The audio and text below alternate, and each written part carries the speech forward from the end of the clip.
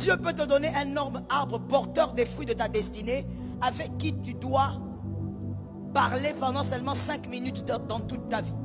Tu vas lui parler seulement pendant 5 minutes, mais les 5 minutes bouleversent ta vie. Et vous vous séparez, vous n'allez plus jamais vous revoir. Quand on dit homme arbre, quand on dit homme alliance, on dit homme de la destinée. Ce n'est pas toujours celui avec qui tu vas faire 50 ans. Il y a des hommes arbres que tu vas rencontrer une fois dans un taxi. Il va dire une phrase. Cette phrase va changer ton intelligence. Et l'histoire change. Est-ce que quelqu'un me capte? Arrête de regarder les humains autour de toi comme étant des personnes qui sont nées de Monsieur André, Madame Juliette. Je le connais. Monsieur, Madame, Mademoiselle, ce sont des porteurs de fruits. Est-ce qu'ils ont vos fruits ou ils n'en ont pas? Parce qu'il y a des personnes aussi que vous allez rencontrer. Ces personnes n'ont pas vos fruits, mais vous avez leurs fruits. Est-ce que quelqu'un me calme bien?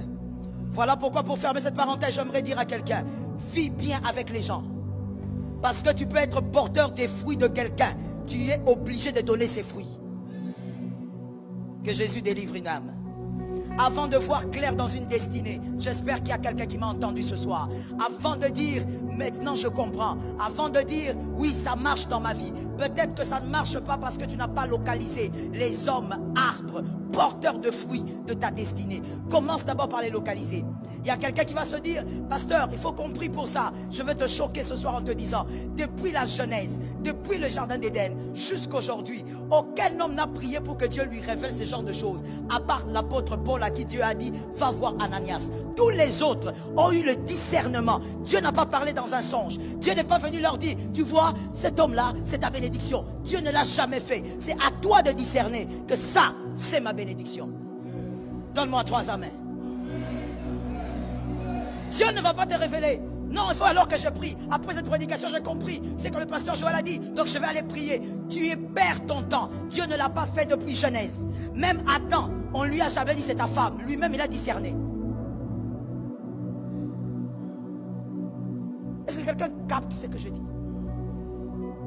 On n'a jamais dit à Ruth: Ruth, attache-toi à Naomi. Personne. Ils étaient à 2. L'autre était avec elle. Comment s'appelait-elle? Elle était attachée aussi. À un moment donné, elle dit: bon, moi j'abandonne. Ruth a dit: je ne laisse pas. David n'a pas eu des révélations pour qu'on lui dise c'est Jonathan. Non, il a discerné. Que quelqu'un me dise le discernement. Le discernement va te sauver la vie. J'ai aimé ton amen. Le discernement va te guérir du mal. Le discernement va te permettre de savoir. Le discernement va te faire comprendre que là où je suis, je ne suis pas à ma place, je dois partir. L'esprit du discernement.